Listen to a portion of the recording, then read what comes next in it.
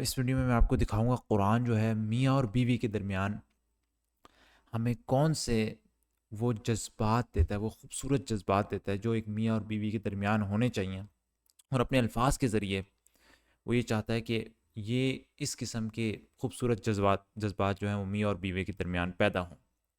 تو آپ کو 3 آیات دکھاتا ہوں، ایک سورۃ اعراف کی آیت نمبر 189 سے ترجمہ رکھتا ہوں آپ کے سامنے۔ اعوذ باللہ من الشیطان الرجیم۔ وہ اللہ ہی ہے جس نے تمہیں ایک جان سے پیدا کیا اور اسی کی جن سے اس کا جوڑا بنایا تاکہ اس کے پاس سکون حاصل کرے۔ تو یہ پہلا جذبہ کہ ان دونوں میں ایک دوسرے کے لیے سکون ہو، لیسکن الیہا۔ دوسرا جذبہ سورۃ الروم سے آیت نمبر 21، اور اس کی نشانیوں میں سے یہ ہے کہ اس نے تمہارے لیے تمہاری ہی جنس سے بیویاں بنائیں تاکہ تم ان کے پاس سکون حاصل کرو۔ یہ سکون کا جذبہ، اور تمہارے درمیان کون سے 2 جذبے؟ محبت اور رحمت پیدا کرتی۔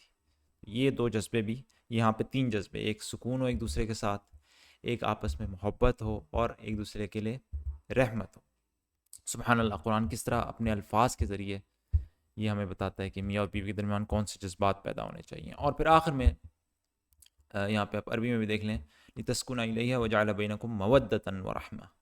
اور پھر سورۃ فرقان کی آیت نمبر 74، جو دعائیں مانگا کرتے ہیں کہ اے ہمارے رب، ہمیں اپنی بیویوں اور اپنی اولاد سے آنکھوں کی ٹھنڈک دے اور ہم کو پرہیزگاروں کا امام بنا۔ تو یہ وہ جذبات ہیں جو قرآن دیتا ہے میاں بیوی کے درمیان، سکون ہو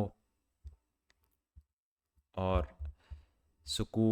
محبت، رحمت اور آنکھوں کی ٹھنڈک۔ اللہ تعالی ہمیں یہ جذبات عطا فرمائے میاں اور بیوی کے درمیان۔ سبحانک اللہم و بحمدک، اشہد ان لا الہ الا انت، استغفرک و اتوب الیک۔